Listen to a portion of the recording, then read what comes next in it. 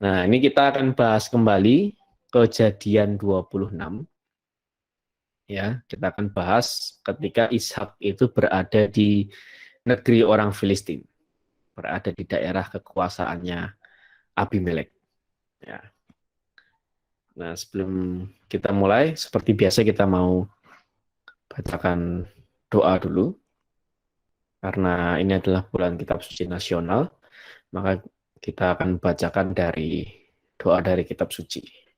Dari bilangan 6 ayat 24 sampai 26. Mari kita buka acara ini dengan tanda kemenangan yang telah Tuhan Yesus berikan kepada kita.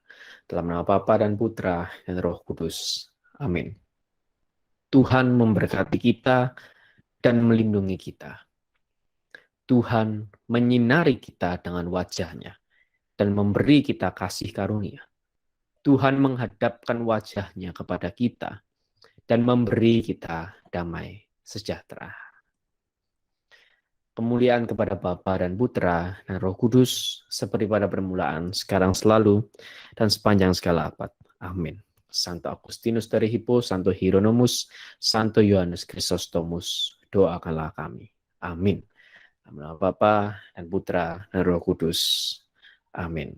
Nah, kebetulan 3 hari yang lalu ya kita perayaan Santo Yohanes Chrysostom. 2 hari yang lalu kita perayaan Salib Suci. Nah, itu 2 perayaan itu menarik. Karena Santo Yohanes Chrysostom ini termasuk beliau yang mewarisi tradisi liturgi timur.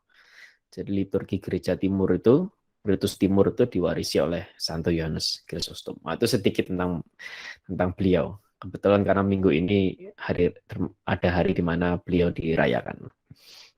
Nah, seperti biasa kita baca dulu Katekismus Gereja Katolik. Sekarang artikel nomor 29. Dituliskan begini. Namun, hubungan kehidupan yang mesra dengan Allah ini, yaitu pada Katekismus Gereja Katolik 28 sebelumnya ya, dapat dilupakan oleh manusia, disalahartikan, malahan ditolak dengan tegas. Sikap yang demikian itu dapat mempunyai sebab yang berbeda-beda.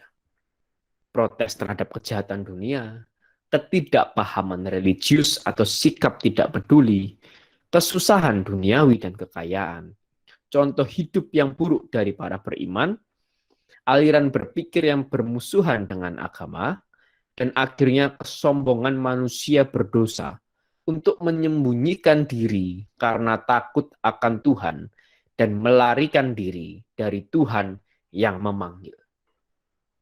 Ya, ini menarik ini. Ini Gereja Katolik memberikan mungkin data-data aktual, data-data faktual dan data-data aktual. Gitu ya. Kenapa kira-kira orang itu melupakan hubungan dengan Tuhan? Gitu ya. Mengapa orang melupakan agama, mungkin melupakan relasi dengan Tuhan? Nah, itu bisa jadi sebab-sebab ini.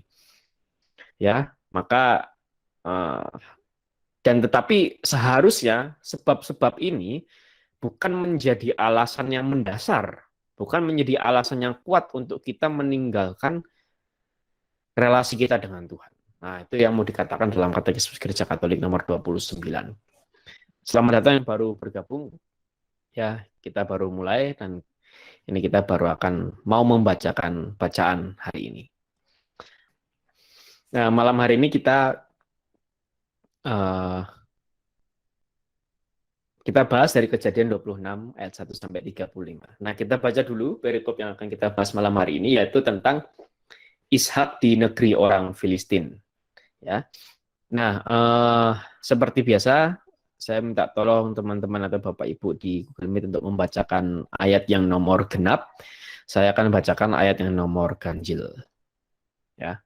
Kejadian 26 ayat 1 sampai 35. Ishak di negeri orang Filistin. Maka timbullah kelaparan di negeri itu. Ini bukan kelaparan yang pertama yang telah terjadi dalam zaman Abraham. Sebab itu Ishak pergi ke Gerar kepada Abimelek, raja orang Filistin.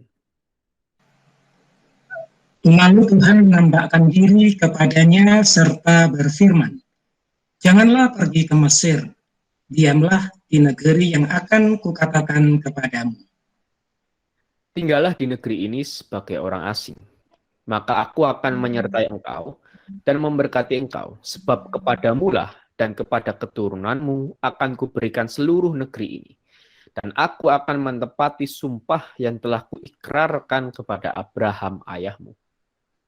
Aku akan membuat banyak keturunanmu seperti bintang di langit.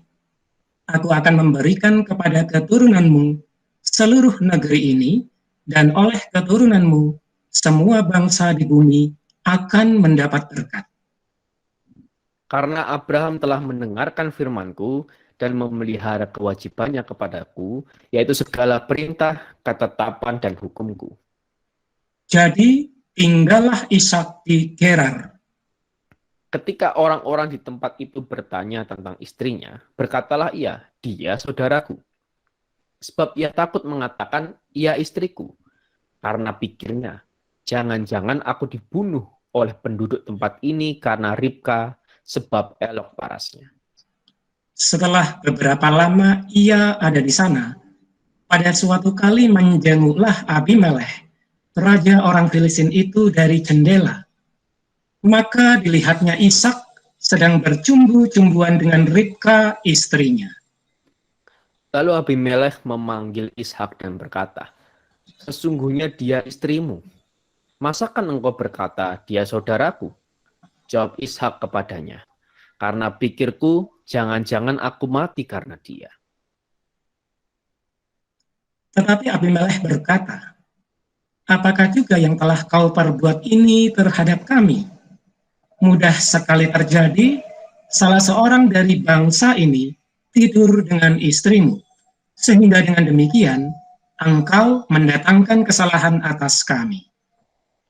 Lalu Abimelekh memberi perintah kepada seluruh bangsa itu. Siapa yang mengganggu orang ini atau istrinya, pastilah ia akan dihukum mati. Maka menaburlah Ishak di tanah itu, dan dalam tahun itu juga ia mendapat hasil 100 kali lipat, sebab ia diberkati Tuhan. Dan orang itu menjadi kaya, bahkan kian lama kian kaya, sehingga ia menjadi sangat kaya. Ia mempunyai kumpulan kambing domba dan lembu sapi, serta banyak anak buah, sehingga orang Filistin itu cemburu kepadanya. Segala sumur yang digali dalam zaman Abraham ayahnya oleh hamba-hamba ayahnya itu telah ditutup oleh orang Filistin dan ditimbun dengan tanah.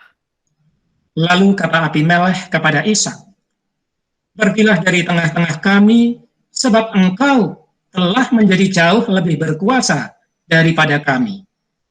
Jadi pergilah Ishak dari situ dan berkemahlah ia di lembah Gerar, dan ia menetap di situ.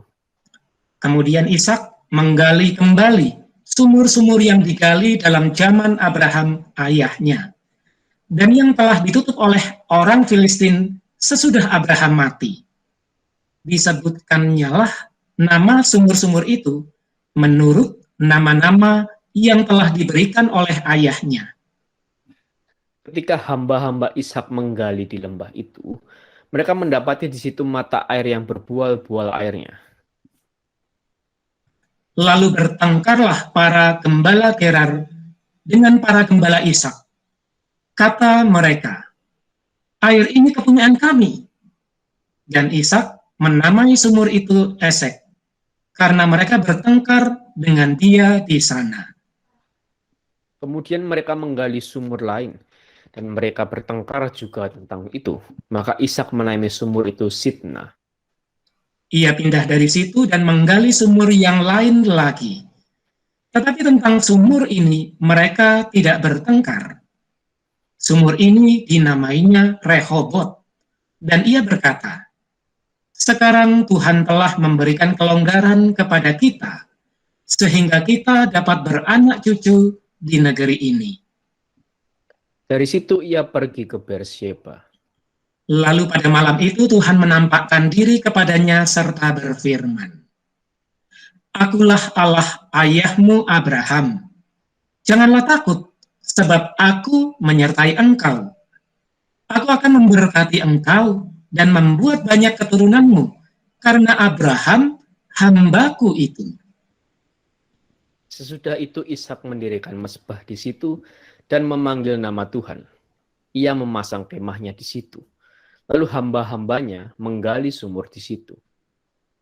Datanglah Abimelekh dari Gerar mendapatkannya, bersama-sama dengan Ahuzat, sahabatnya, dan Pikol, kepala pasukannya. Tetapi kata Ishak kepada mereka, "Mengapa kamu datang mendapatkan aku? Bukankah kamu benci kepadaku dan telah menyuruh aku keluar dari tanahmu?" Jawab mereka, "Kami telah melihat sendiri bahwa Tuhan menyertai engkau. Sebab itu kami berkata, baiklah kita mengadakan sumpah setia antara kami dan engkau, dan baiklah kami mengikat perjanjian dengan engkau.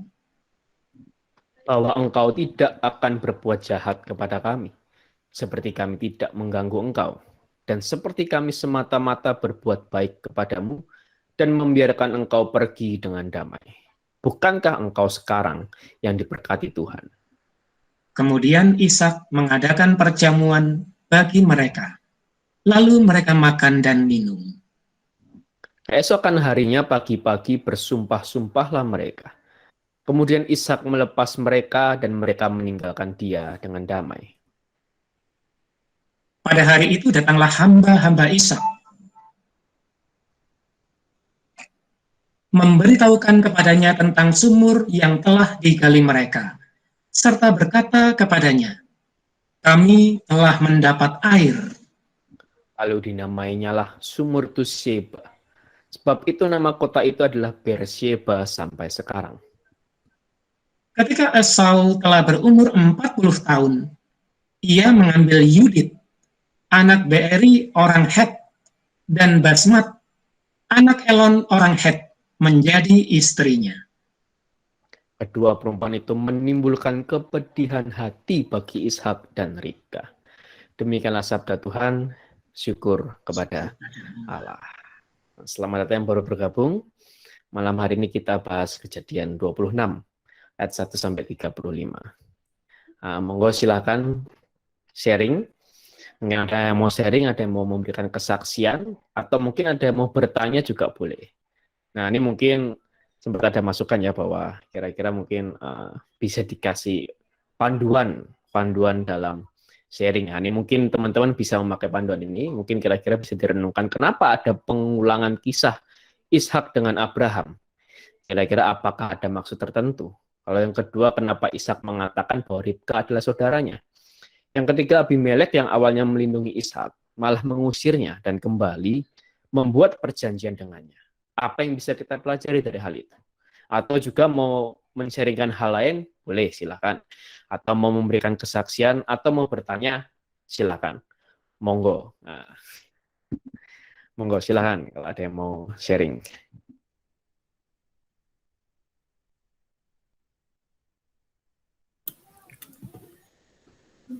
Gua bro, Silakan, sikat kok. Yang menarik ketika hambanya Ishak dengan siapa itu yang gembala ya, siapa itu teh? Ya itulah, ya gembala Gerar, nah, bertengkar. Nah, memang sih apalagi di saat-saat seperti ini gitu ya, memang benar sih apa yang kita punya itu titipan dari Tuhan. Jadi ada pendapat dan saya setuju sih dengan pendapat ini. Jadi ketika kita ada ketidakadilan, misalkan harta kita dirampas atau gimana gitu kan, itu kan harta itu kan titipan Tuhan, itu tuh punya Tuhan. Jadi kita berhak memperjuangkan apa yang menjadi milik Tuhan gitu istilahnya. Jadi kalau misalkan ada kerugian apa ya, kita berhak sih nuntut pakai pengacara atau apa, karena itu hak kita dan itu titipan Tuhan gitu. Dan saya itu setuju banget gitu. Tapi juga ya makanya dari dulu-dulu kan saya kan selalu ngomong firman ini unik ya. Jadi bisa dipandang dari dua sisi gitu. Bahkan sisi yang berkebalikan. Nah, kalau kita belajar dari Ishak, itu hak Ishak sebenarnya kan dia menggali sendiri gitu. Orang-orangnya Ishak itu menggali sendiri, itu haknya Ishak gitu. Tapi kita belajar dari sini, Ishak belajar merelakan, melepaskan apa yang menjadi haknya. Ya, dan ini juga saya dapat juga begini. Jadi Gembala Gerar itu kan pemalas ya, pemalas dan ya bodoh lah gitu. Karena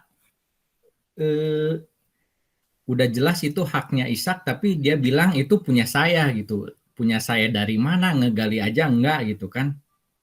Nah, saya juga belajar di sini ada pepatah bilang jangan berdebat dengan orang bodoh gitu. Kalau kita berdebat dengan orang bodoh, kita pasti ikutan jadi bodoh. Mereka tuh punya kemampuan ya dalam tanda kutip punya kemampuan untuk menarik kita menjadi selevel dengan dia gitu. Jadi kita ditarik jadi ikutan bodoh gitu.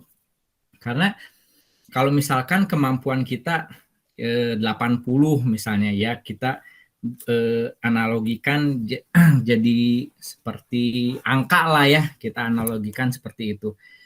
Misalkan kepintaran kita, kemampuan kita gitu, kita 80. Sedangkan orang pemalas ini, orang yang bodoh ini, kemampuannya itu 40. Nah, ketika kita one on one gitu, kita mah nggak akan bisa menang lawan orang bodoh itu. Mereka dari 40 itu nggak bisa tiba-tiba menyamai kita 80, nggak bisa gitu, karena dia bodoh gitu.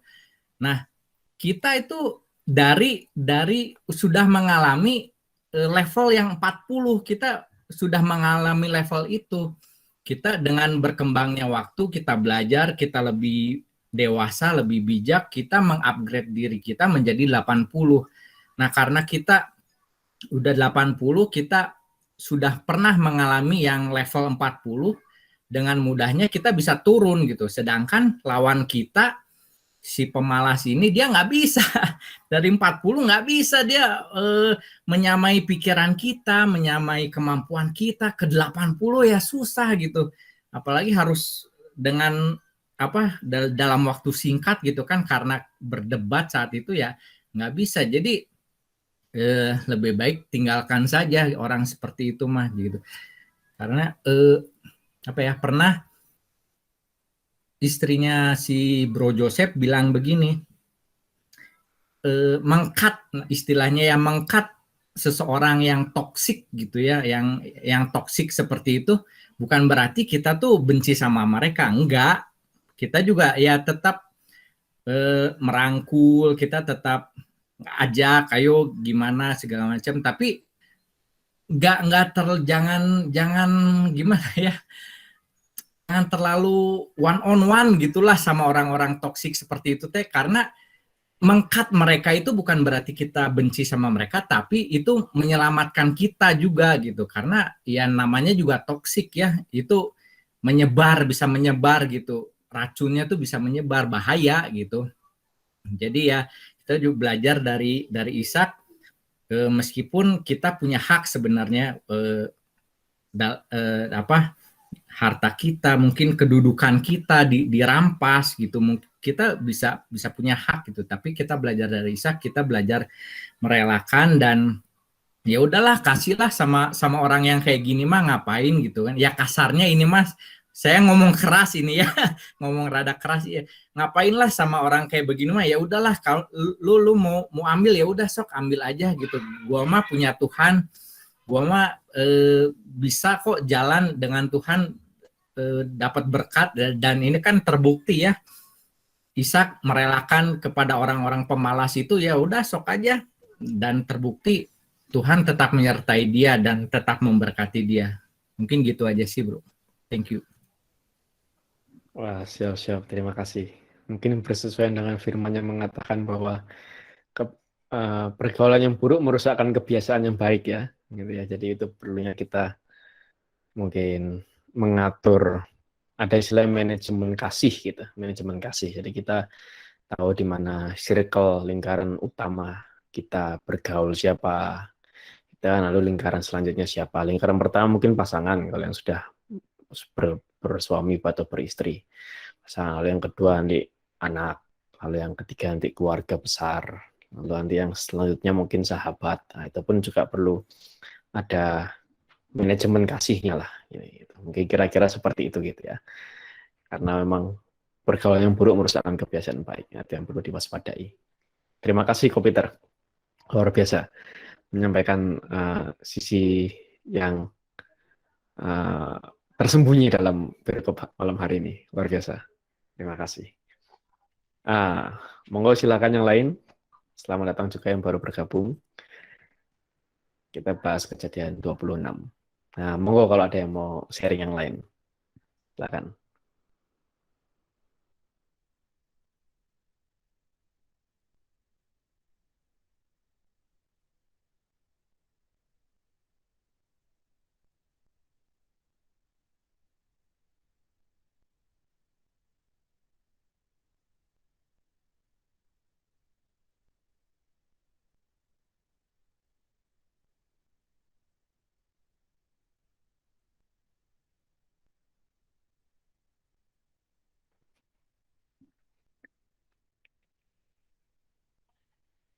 Ada yang mau sharing yang lain?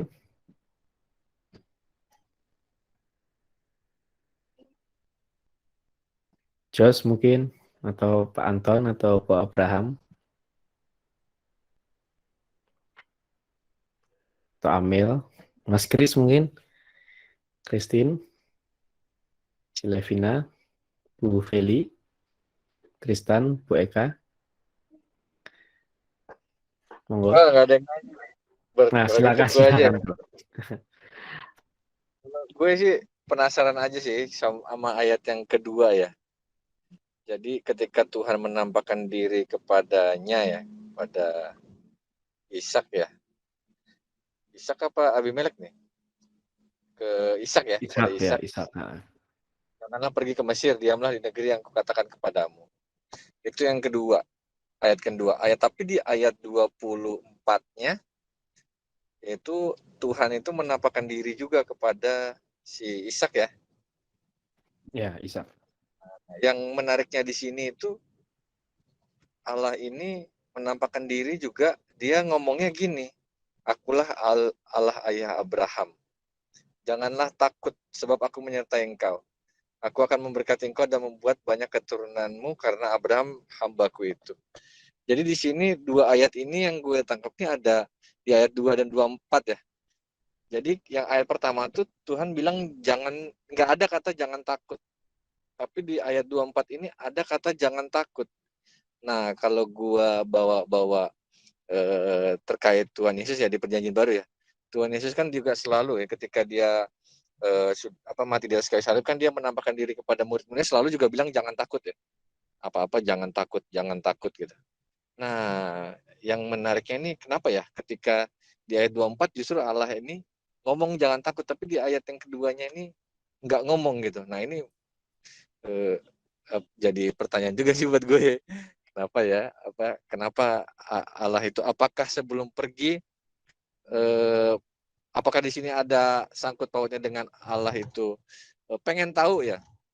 Pengen tahu apakah Allah itu pengen tahu si Ishak itu mengikuti perintahnya. Kemudian ketika si Ishak sudah mengikuti perintahnya, barulah ada istilahnya Allah memberikan harapan atau janjinya ya. Jadi jangan takut lah intinya gitu kan, memberikan kayak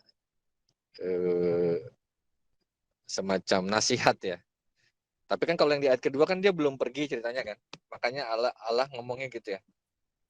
Belum pergi, cuma baru mau pergi cuma dibilang sama Tuhan, janganlah pergi ke Mesir gitu. Sedangkan di ayat 24 kan dia pergi ya, sudah pergi ya. Jadi mungkin nggak ngerti juga gue. Cuma penasaran aja gitu kenapa kok di ayat 24 ngomongnya jangan takut, di ayat kedua nggak ada gitu. Itu aja sih. Mungkin teman-teman juga atau lu Bert, ada yang tahu juga kan mungkin kenapa gitu. Atau bertanya-tanya ya. Wah, menarik sekali Kak Abraham ya. Cuma memang kalau dilihat flow-nya secara umum, gitu ya, menariknya adalah memang tadi yang dibilang sama Kak Abraham ya. Di sini belum belum pergi memang. Jadi waktu Tuhan bilang di sini memang dia baru mengalami kelaparan saja. Gitu ya, tapi dia belum dia nampaknya dia mau pergi ke Mesir gitu.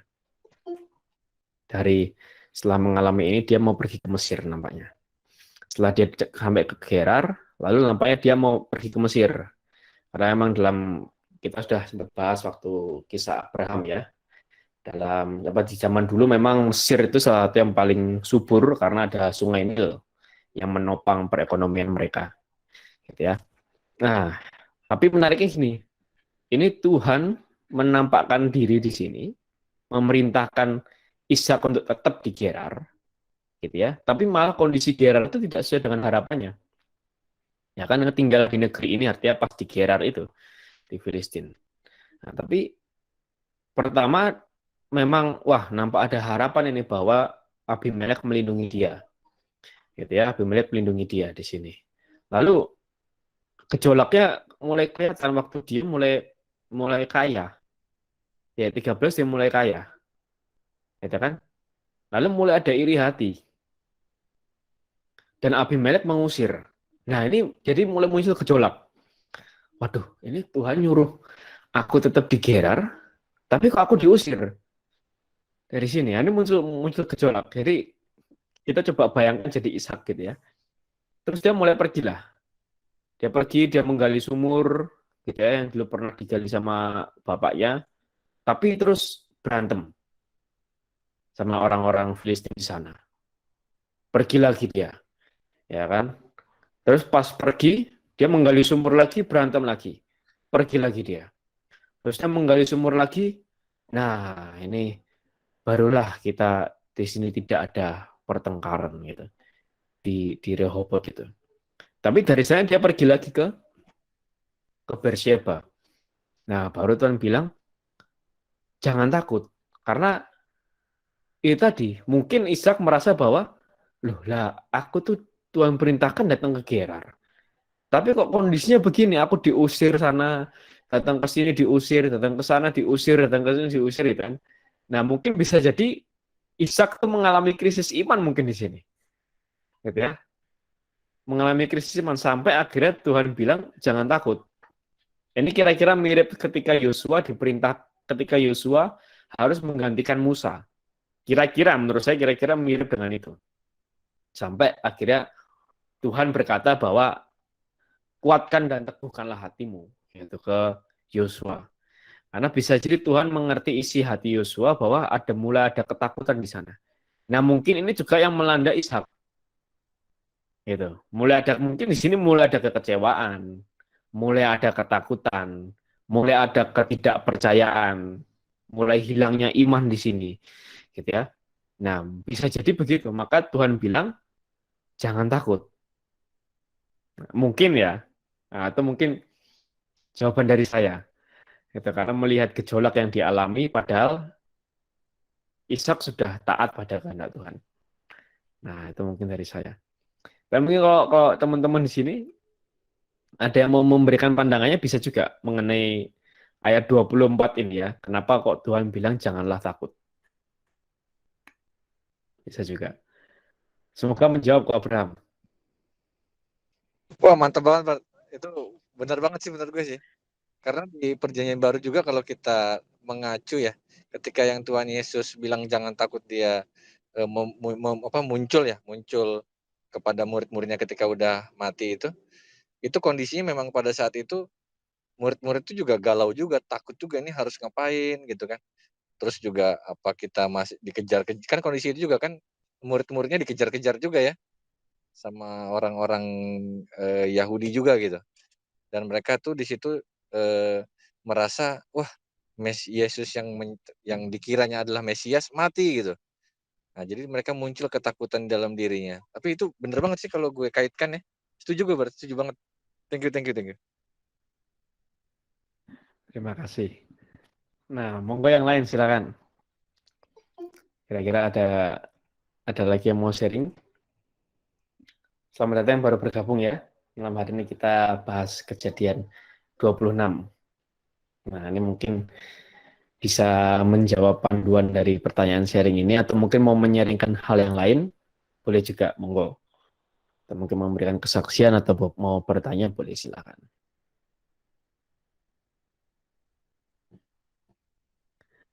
Lagi yang lain?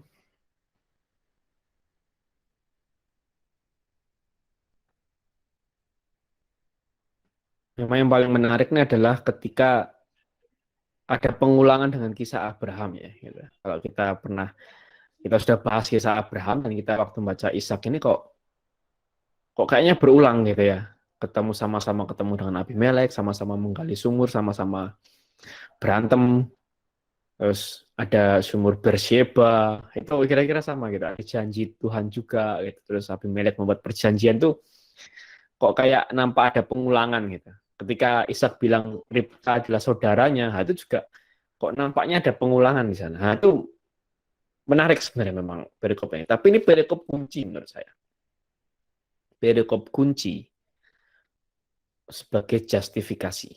Nah, justifikasi apa nanti? Nanti akan saya beri paparan. Nah, tapi kalau ada yang mau sharing tentang hal tersebut juga boleh juga. Monggo silakan. Siapa lagi yang mau sharing?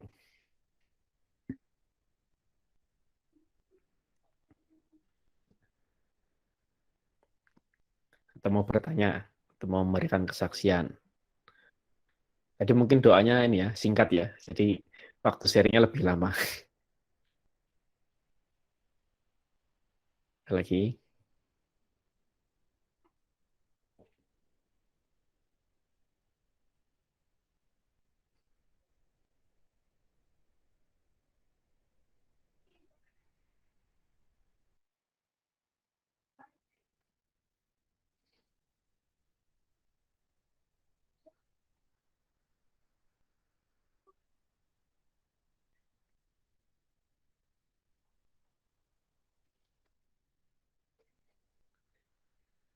Lagi.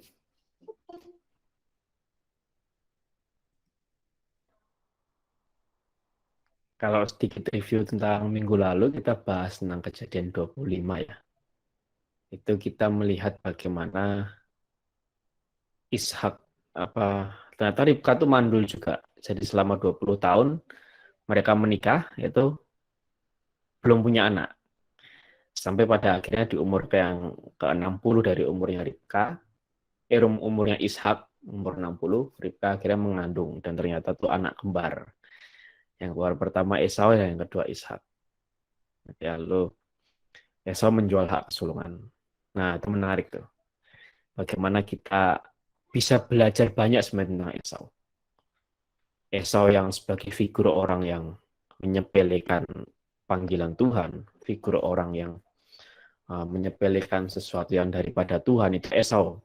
Jadi bahkan dikatakan oleh dalam tafsiran dikatakan Esau itu menjual hak kesulungannya bukan karena dia lapar, bukan karena dia pengen bubur kacang merah itu, lentil Mesir itu, tapi karena dia menganggap hak kesulungan itu tidak berharga. Nah, begitu juga lah yang bisa kita alami kalau kita menganggap panggilan Tuhan itu tidak berharga, maka kita akan mudah sekali terdistrak, atau kita mudah sekali fokus kita pada Tuhan itu teralihkan kepada hal yang lain, entah apapun itu. Khususnya Santo Agustinus mengatakan hal-hal yang materialistik. Atau sedikit tentang minggu lalu. Nah, ini ada lagi yang mau sharing? Monggo.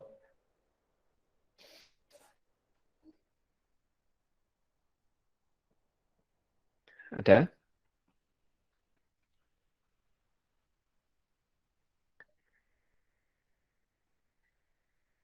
Di sini saya kasih ornamen-ornamen ya. Kalau ngelihat ini tuh ingat zaman SD dulu ya, belajar Hono Coroko, aksara Jawa, bacanya Monggo, sedikit ornamen. Ada lagi yang mau sharing? Mau kesaksian atau mau bertanya?